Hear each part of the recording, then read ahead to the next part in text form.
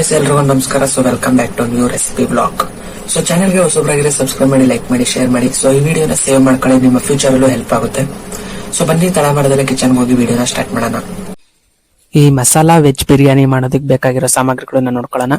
So ಫಸ್ಟ್ಗೆ ಈರುಳ್ಳಿ 1, ಆಮೇಲೆ ಮೆಣಸಿನ್ಕಾಯಿ 1-2 3, ಬೀಟ್ರೂಟ್ 1 ಅರ್ಧ, ಕ್ಯಾರೆಟ್, ಬೀನ್ಸು, ಗೆಡ್ಡೆಕೋಸು 1 ಅರ್ಧ, ಟೊಮೊಟೊ 1. ಸೊ ಇಷ್ಟು ಉದ್ದುದ್ದ ಕಟ್ ಮಾಡ್ಕೊಬೇಕು. ಸೊ ಆಮೇಲೆ ಅರ್ಶಿನ 1/4 ಟೀ ಸ್ಪೂನು, ಆಲೂಗಡ್ಡೆ 1 ಅರ್ಧ, ಸೋಯಾ ಚಂಕ್ಸ್ ಇದ್ರೆ ಹಾಕೊಳ್ಳಿ, ಇಲ್ಲ ಆಪ್ಷನಲ್ಲು. ಆಮೇಲೆ ಕಲ್ಲುಪ್ಪು ರುಚಿಗೆ ತಕ್ಕಷ್ಟು, ಕರಿಬೇವಿನ ಕಡ್ಡಿ 1-2, ಆಮೇಲೆ ಗರಂ ಮಸಾಲ ಮತ್ತೆ ಬಿರಿಯಾನಿ ವೆಜ್ ಪೌಡ್ರು, ಆಮೇಲೆ ಕಸೂರಿ ಮೇಥಿ 5 ಗ್ರಾಮ್ ಸಾಕು, ಆಮೇಲೆ ಸ್ಟಾರ್ ಹೂವ 1, ಲವಂಗ 1-2 3, ಆಮೇಲೆ ಚಕ್ಕೆ 1 ಅರ್ಧ, ಆಮೇಲೆ ಶುಂಠಿ ಬೆಳ್ಳುಳ್ಳಿ ಪೇಸ್ಟ್, ಆಮೇಲೆ ಅಕ್ಕಿ 1 ಕೊಳಗ.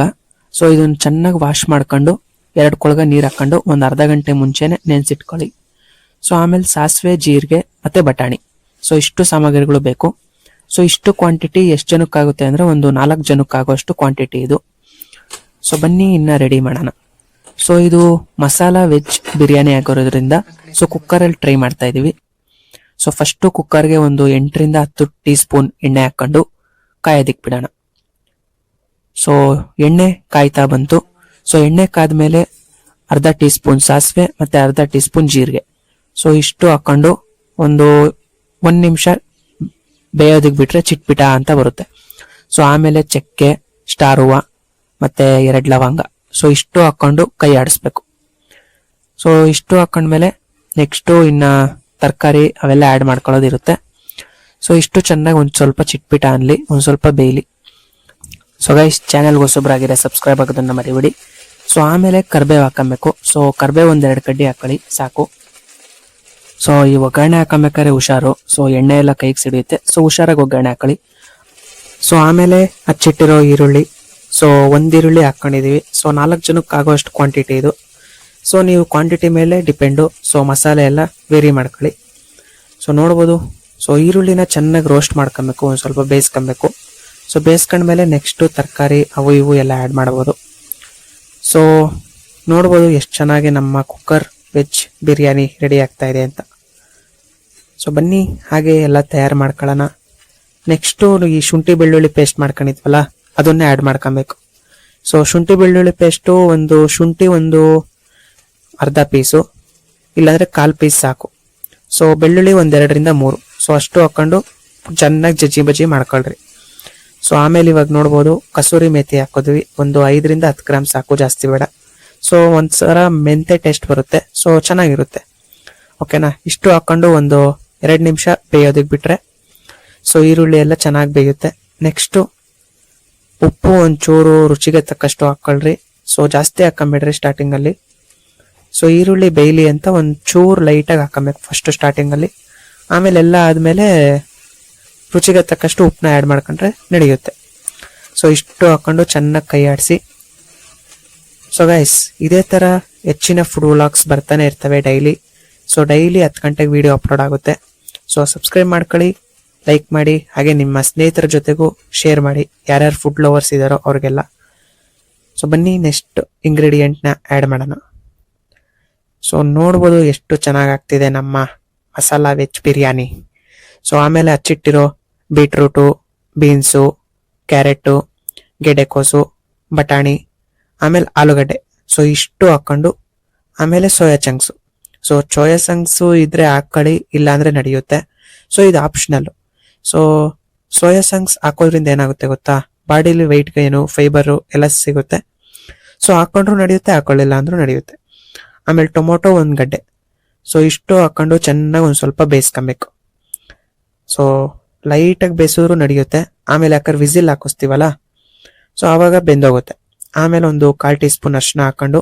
ಸೊ ನೋಡ್ಬೋದು ಯಾವ ರೀತಿ ಬೆಂದಿದೆ ಅಂತ. ಸೊ ಇಷ್ಟು ಎಲ್ಲ ಬೆಂದ ಮೇಲೆ ಗರಂ ಮಸಾಲ ಒಂದು ಅರ್ಧ ಟೀ ಸ್ಪೂನು, ಆಮೇಲೆ ಬಿರಿಯಾನಿ ಪೌಡ್ರು ಒಂದು 8-10 ಟೀ ಸ್ಪೂನ್ ಹಾಕೊಳ್ಳಿ ಸಾಕು, ಜಾಸ್ತಿ ಬೇಡ. ಸೊ ಇಷ್ಟು ಹಾಕೊಂಡು ಒಂದು ಸ್ವಲ್ಪ ಲೈಟಾಗೆ ಕೈ ಆಡಿಸ್ಕೊಂಡ್ರೆ ಸೊ ನಮ್ಮ ಮಸಾಲೆ ರೆಡಿ.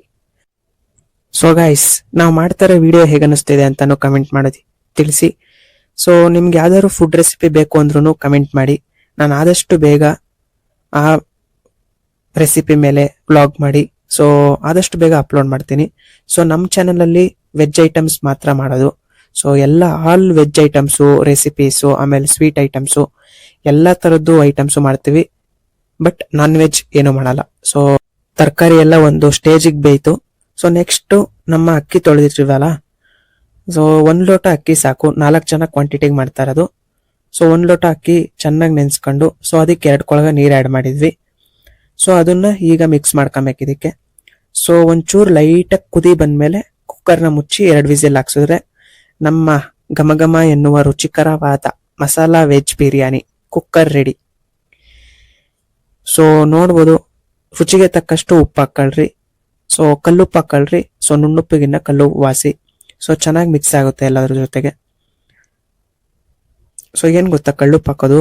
ಸೊ ನುಣ್ಣುಪ್ಪು ಹಾಕೋದ್ರೆ ಜಾಸ್ತಿ ಹಾಕ್ಬೇಕಾಗುತ್ತೆ. ಸೊ ಕಲ್ಲುಪ್ಪಾದ್ರೆ ಗಟ್ಟಿ ಇರೋದ್ರಿಂದ ಕ್ವಾಂಟಿಟಿ ಕಡಿಮೆಯಲ್ಲಿ ಚೆನ್ನಾಗಾಗುತ್ತೆ.